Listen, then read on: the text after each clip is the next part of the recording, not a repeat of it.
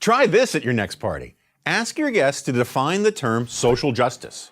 Okay, it's not charades or Twister, but it should generate some interesting conversation, especially if your guests are on the political left. Since everyone on that side of the spectrum talks incessantly about social justice, they should be able to provide a good definition, right? But ask 10 liberals to tell you what they mean by social justice, and you'll get 10 different answers. That's because social justice means anything its champions want it to mean.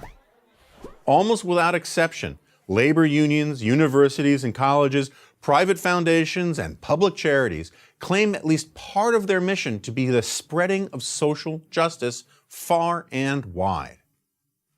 Here's the mission statement of the AFL-CIO, but it could be the mission statement for 1,000 such organizations. Quote, "The mission of the AFL-CIO is to improve the lives of working families, to bring economic justice to the workplace and social justice to our nation." In short, social justice is code for good things no one needs to argue for and no one dare be against. This very much troubled the great economist Friedrich Hayek. This is what he wrote in 1976, 2 years after winning the Nobel Prize in economics.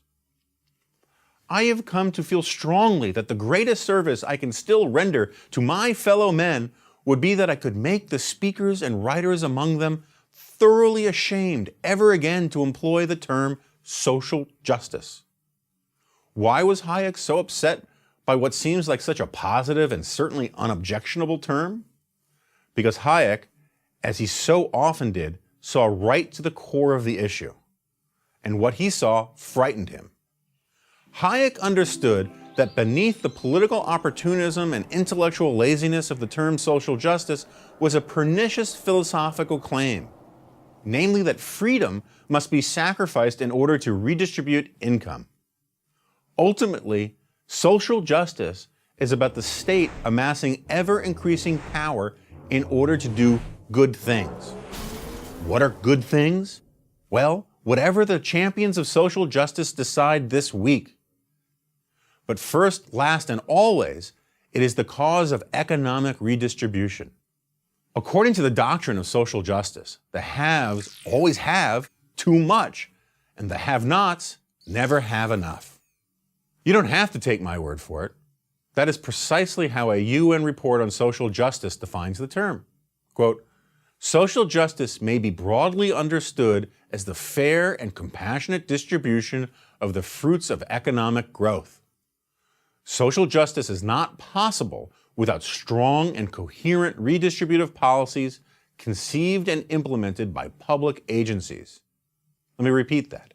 Strong and coherent redistributive policies conceived and implemented by public agencies. And it gets worse. The UN report goes on to insist that, quote, "Present-day believers in an absolute truth identified with virtue and justice are neither willing nor desirable companions for the defenders of social justice." Translation? If you believe truth and justice are concepts independent of the agenda of the forces of progress as defined by the left, you are an enemy of social justice. Compassion, or social justice, is when government takes your money and gives it to someone else. Greed is when you want to keep it. The underlying point of social justice, then, amounts to a sweeping indictment of a free society. It suggests that any perceived unfairness or sorrow or economic want must be addressed by yet another government effort to remedy that unfairness, that sorrow, or that economic want. All we need to do is invoke the abracadabra phrase, social justice, and we're on our way. The invocation of social justice always works from the assumption that the right people, the anointed few, can simply impose fairness, prosperity, and any other good thing you can think of. And the only institution capable of imposing social justice is the state. And keep in mind, the conventional wisdom among liberal elites is that conservatives are the ones who want to impose their values on everyone else. The self-declared champions of social justice believe the state must remedy and can remedy all perceived wrongs. Anyone who disagrees is an enemy of what is good and right. and the state must therefore coerce them to do what is socially just. And that, as Hayek prophesied, is no longer a free society. Is that the kind of society you want to live in? If it isn't, beware of what will be done in the name of social justice. I'm Jonah Goldberg of the American Enterprise Institute and National Review for Prager University. Join Prager University, subscribe to our YouTube channel, and sign up for free at prageru.com.